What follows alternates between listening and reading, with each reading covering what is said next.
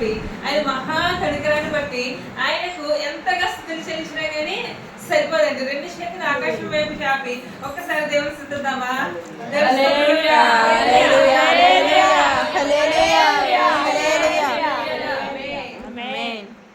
మరి ఈ దినాన్న చూడకుండా గతించిపోయేవారు అనేకులు ఉన్నారు. ఏ దినాన్న ఏమవుతాదో తెలియస్తుంది, ఏమవుతాదో అని కలవరంతో చాలా మంది నిండి ఉన్నారు.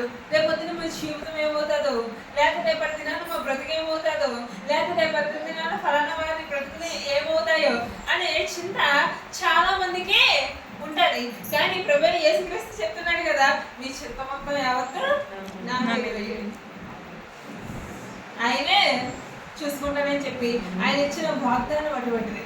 కాబట్టి మన చీకు చింత, మన శ్రమ, దుఃఖం, బాధలు అన్నీ కూడా పక్కన పెట్టేసి దేవుని సన్నిధిలో ఆహ్లాదంతో సంతోషంగా ఉండాలంట. హల్లెలూయా, హల్లెలూయా, హల్లెలూయా. మరి పౌలు భక్తులు చెప్తున్నారు కదా, 1 కొరింథీ 12:31 లాస్ట్ చూసినట్లయితే, కృపావరములలో శ్రేష్టమైన వాటిని ఆసక్తితో అపేక్షించుడి. ఇదియోగాక సర్వోత్తమైన మార్గమును మీకు చూపుచున్నాను. హల్లెలూయా, హల్లెలూయా. మొదటి వారం ఆ కృపావరంలోనే అంటే లోపలికి వెళ్ళలేదు, కానీ 7వ వచనం గురించి అంటే ఆత్మ ప్రత్యక్షత గురించి మాట్లాడుకున్నాము. ఆత్మ ప్రత్యక్షత కృపావరాలను ఎలా దయచేస్తుంది, కృపావరాలు అనే కృపావరాల దగ్గరికి ఎలా చేర్చుతుందంటే, కాబట్టి దాని గురించి ధ్యానించుకున్నాము. కాబట్టి ఇక్కడ 31వ వచనంలో ఇక్కడ చూసినట్లయితే కృపావరములలో శ్రేష్టమైన వాటిని ఆశతో అపేక్షించుచున్నాడు. దేన్ని అపేక్షించాలి? ఈ లోకంలో చాలా మంది చాలా వాటిని అపేక్షిస్తా ఉంటారు. చాలా మంది చాలా వాటిని అంటే కోరుకుంటూ ఉంటారు. లైక్ నాకు ఇది కావాలి అని చెప్పి దాని గురించి ఆలోచిస్తూ ఉంటారు, అపేక్షిస్తూ ఉంటారు, వెంపర్లాడుతూ ఉంటారు, వెతుకులాడుతూ ఉంటారు, దాని మీద మనసు పెట్టుకుంటూ ఉంటారు. కానీ పౌల భక్తులు చెప్తున్నారు కదా, కృపావరాలలో శ్రేష్టమైన వాటిని ఆసక్తితో అపేక్షించాడంట. దేవుడు మనకు ఏదైతే అనుగ్రహించాడో, కృపావరాలు కానీ ఆత్మ ఫలాలు కానీ ఏదైతే ఆయన మనకు అనుగ్రహించాడో వాటిని ఆసక్తితో అపేక్షించాడంట. వాటిని వాటి వరకు వెతికాడాలంట, వాటిని వెంటాడాలంట, వాటిని పొందుకోవడానికి ప్రయాసపడాలంట. కాబట్టి ఏంటి కృపావరాలు అంటే చూడండి, ఎంతో వస్తుంది చూసినట్లయితే, ఎలాగనగా ఒకని ఆత్మ మూలముగా బుద్ధివాక్యమును, మరి ఒకని ఆత్మ అనుసరించిన జ్ఞానవాక్యమును,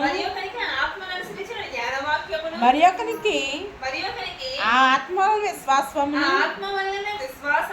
మరి ఒకనికి ఆ ఒక్క ఆత్మ వలనే స్వస్థపరచు వరములను, మరి ఒకనికి అద్భుత కార్యములు చేయు శక్తియు, మరి ఒకనికి ప్రవచన వరమును, మరి ఒకనికి ఆత్మల వివేచనయు, మరి ఒకనికి నానావిధ భాషలు, మరి ఒకరికి భాషల అర్థం చెప్పి శక్తి అనుగ్రహింపబడి ఉన్నవి.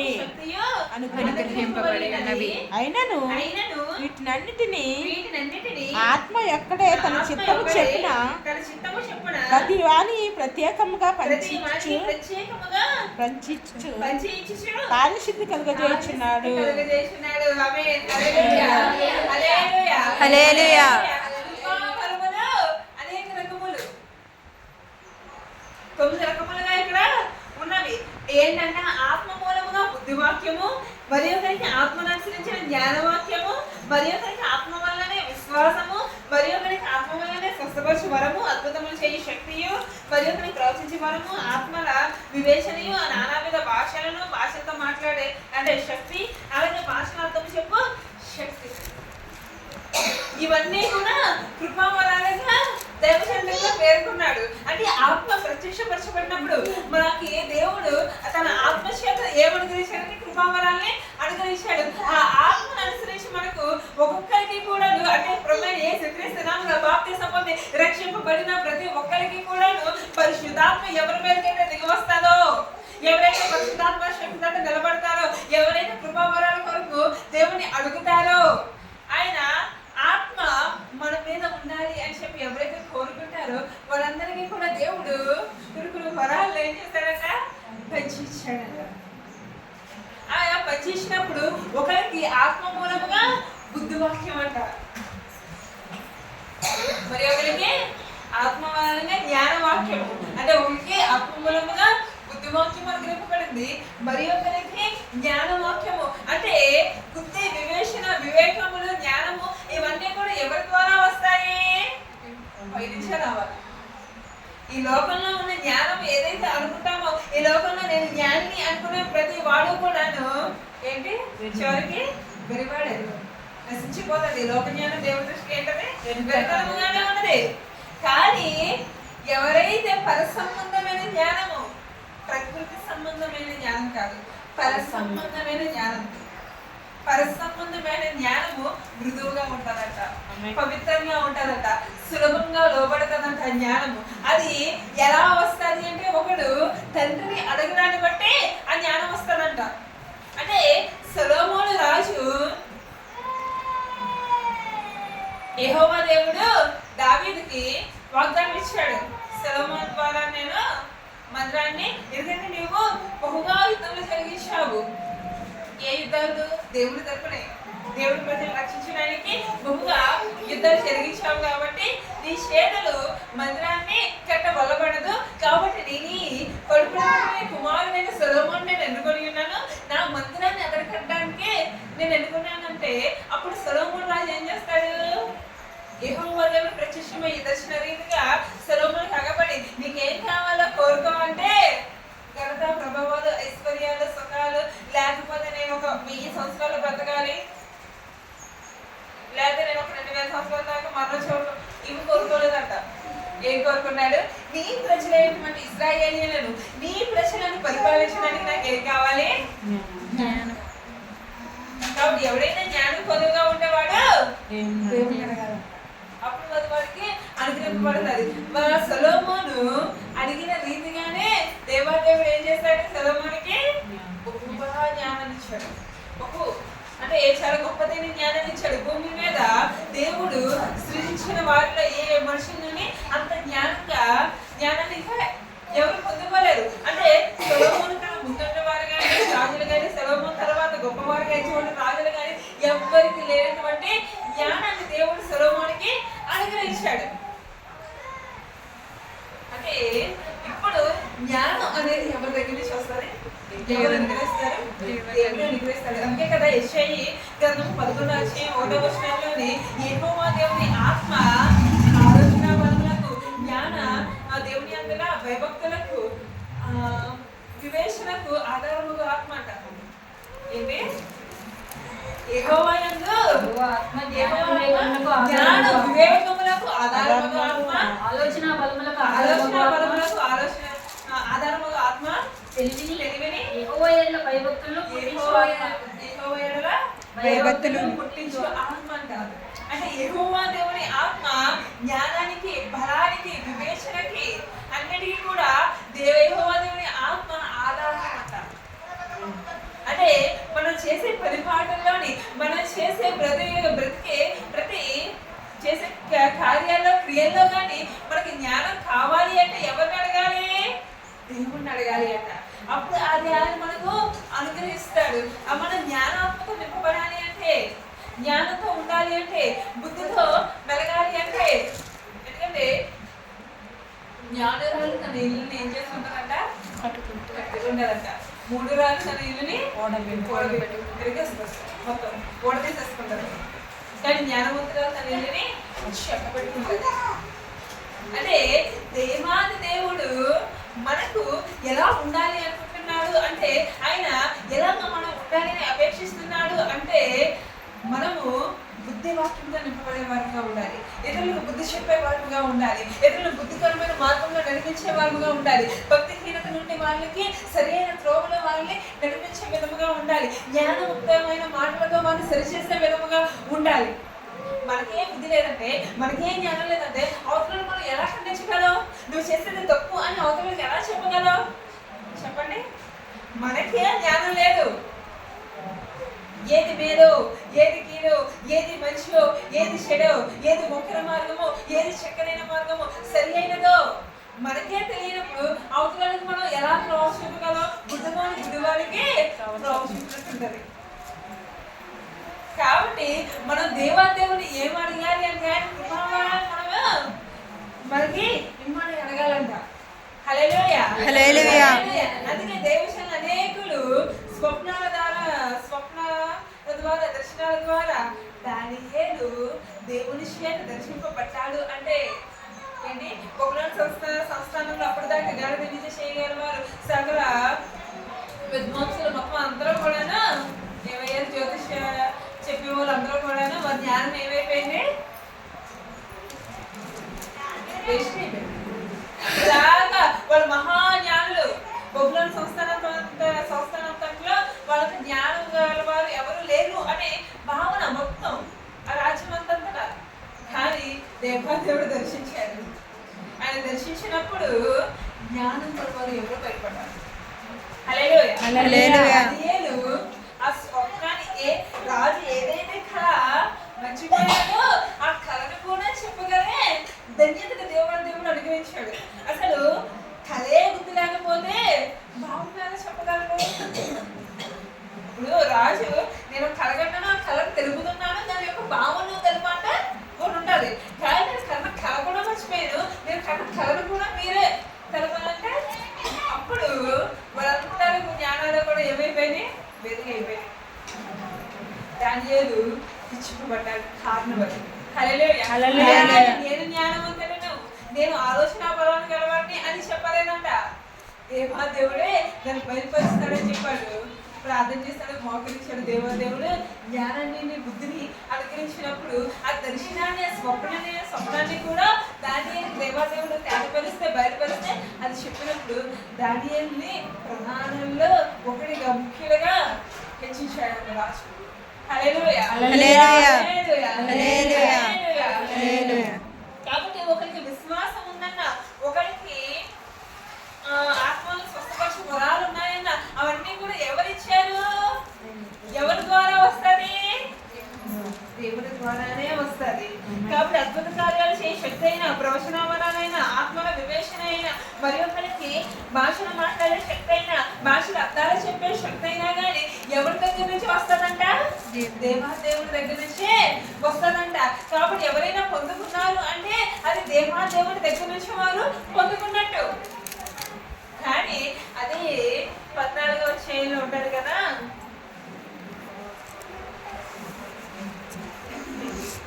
అదే 1 కొరింథీ 14వ అధ్యాయం 5వ వచనం. మీరందరూ భాషలతో మాట్లాడవలనని కోరుచున్నాను కానీ మీరు ప్రవచింపవలనని విశేషంగా కోరుచున్నాను. సంఘము క్షేమాభివృద్ధి పొందు నిమిత్తము భాషలతో మాట్లాడువాడు అర్థం చెబితేనే గాని వానికంటే ప్రవచించువాడే శ్రేష్ఠుడు. హల్లెలూయా. ఎలా అయిపోయిందంటే ఇంకో ప్రభావరాల్లో ఏదైనా వరం లేదనుకోండి, లైట్ ఒకరికి ఒక వరం ఇచ్చాడు, ఇంకొక వరం వస్తాడు దేవుడు. ఇప్పుడు భాషలతో మాట్లాడలేని వారి దగ్గరికి వచ్చి భాషలతో మాట్లాడే వారు వచ్చి వాళ్ళు ఏం చేయకూడదు? తృణీకరించకూడదు అంట. ఏం చేయకూడదు? తృణీకరించకూడదు. ఒకరికి ప్రవచించే వరం ఉంటుంది, ఒకరికి స్వస్థపరిచే వరం ఉంటుంది, ఒకరికి అద్భుత కార్యాలు చేసే శక్తి ఉంటుంది, ఆ భాషలు అర్థాలు చెప్పే శక్తి ఉంటుంది, భాషలతో మాట్లాడే శక్తి ఉంటుంది, బుద్ధి జ్ఞానంతో కూడిన ఆత్మ ఒకరికి ఉంటుంది వరాలు. అంతేగాని ఇప్పుడు వచ్చి నేను భాషలతో మాట్లాడలేదు కాబట్టి దేవుడి సన్నిధికి వెళ్ళకూడదంటే కుదరదంట. అంటే అందరూ భాషలతో మాట్లాడాలంటే భాషలు అర్థం చెప్పేవారు ఎవరు? అందరూ భాషలు అర్థాలు చెప్పేవారు అయితే ప్రవచించేవారు ఎవరు? అందరూ ప్రవచించేవారు అంటే దేవుడి సన్నిధిలో బుద్ధి వాక్యంతో జ్ఞాన వాక్యంతో కట్టేదెవరు? విశ్వాసంలో బలపరిచేదెవరు?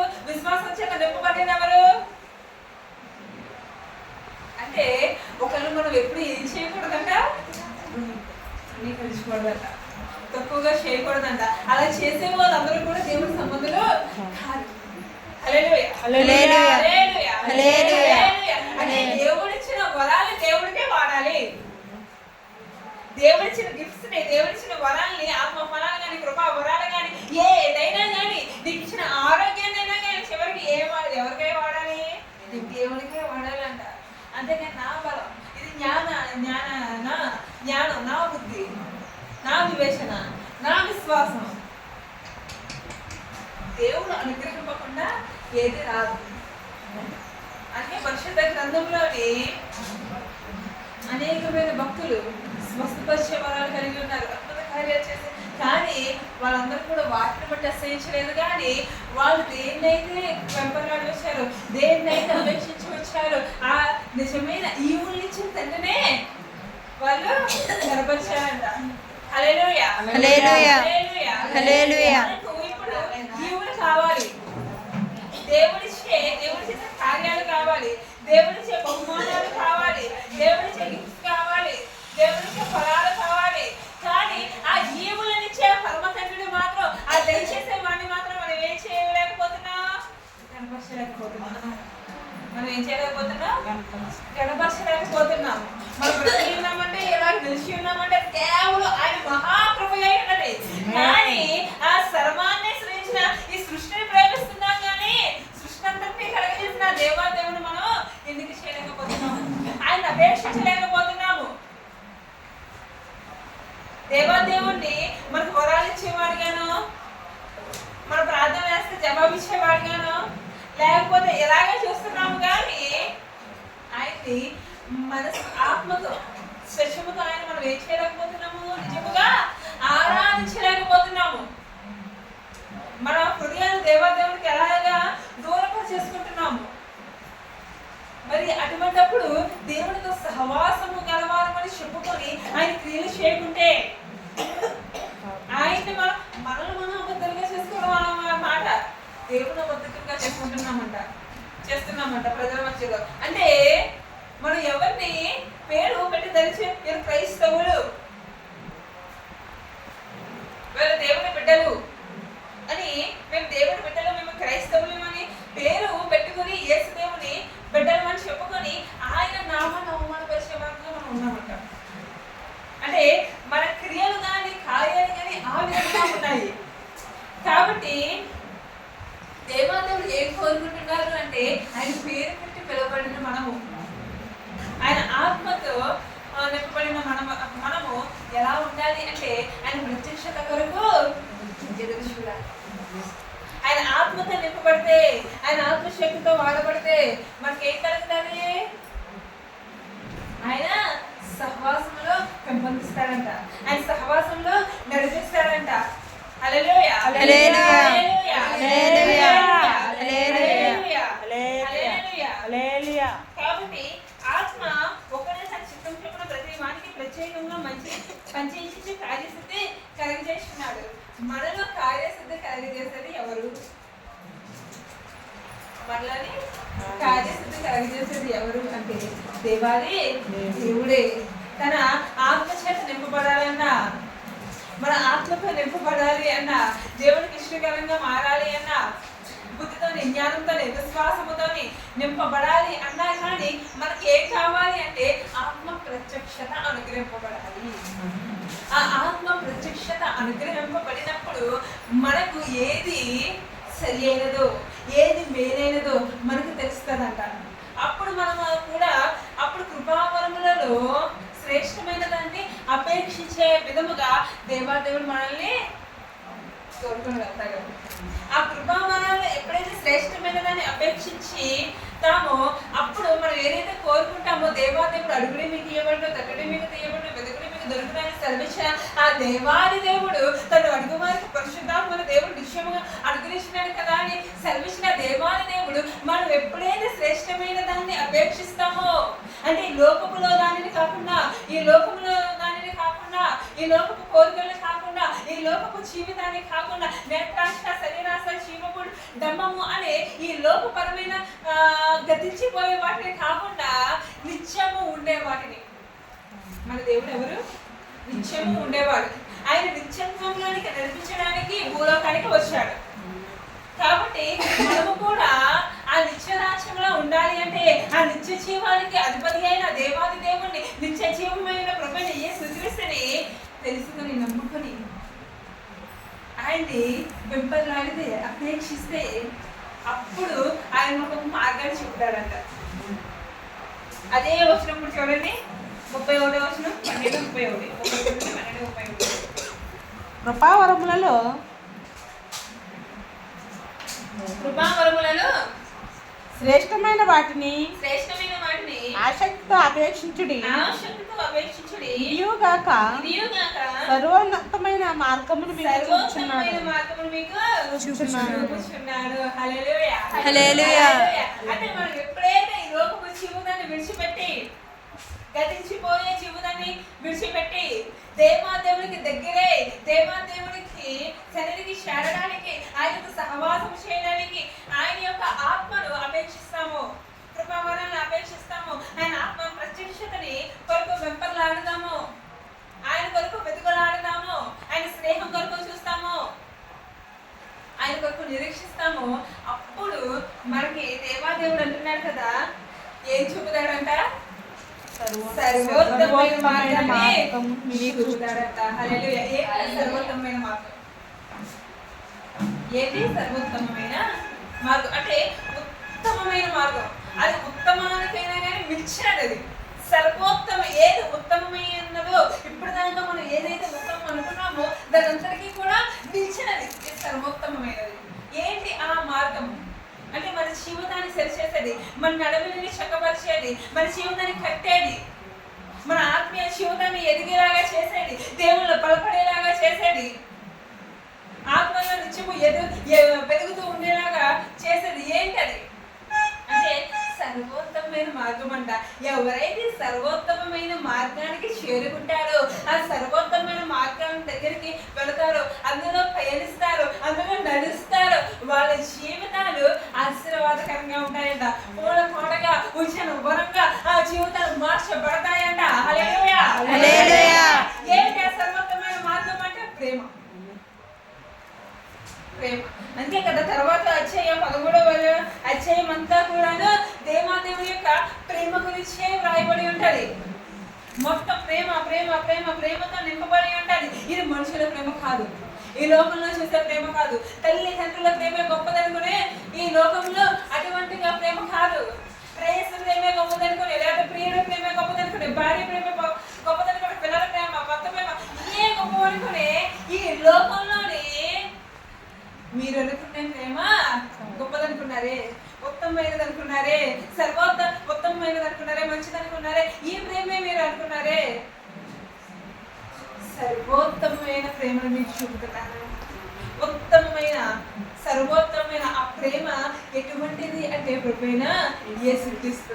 హల్లెలూయా. హల్లెలూయా. హల్లెలూయా. హల్లెలూయా. తర్వాత 13వ అధ్యాయం అంతా ధ్యానించినట్లయితే మనుషుల భాషలతో దేవదూతల భాషలతో నేను మాట్లాడినాను, ప్రేమ లేని వాడనైతే బ్రోకిడి కంచెల గనగలను తాళములందును ప్రవచించి కృపా వరములన్నీ కలిగి మర్మములన్నీ జ్ఞానమందయు ఎరిగిన వాడనైనను కొండలను పెకిలింపగల పరిపూర్ణ విశ్వాసము గలవాడనైనను ప్రేమ లేని వాడనైతే నేను వ్యర్థుడను.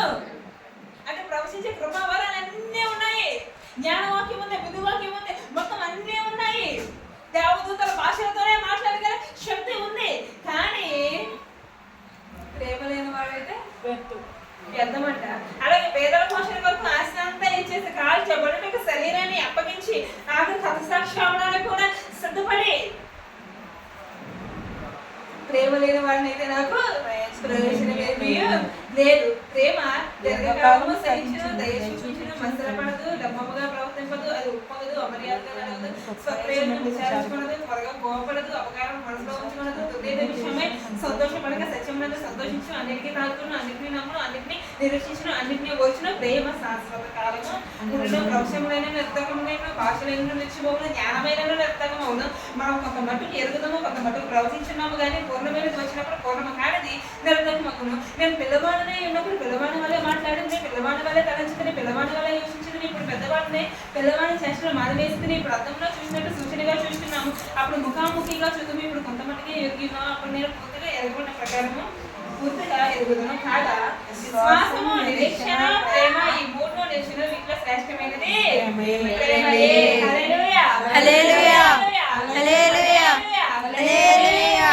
అవమానాలను మనసులో ఉంచుకోకుండా స్వప్రయోజనం గురించి విచారపడకుండా అవసరాలకి అంటే వాళ్ళు మనం కొట్టినా ప్రేమించాలి, తిట్టినా ప్రేమించాలి, చంపేసినా కానీ అంటే చంప దానికి తీసుకెళ్ళినా కానీ ఏం చేయాలంట మనలో నుండి ప్రేమే ఉంటుంది.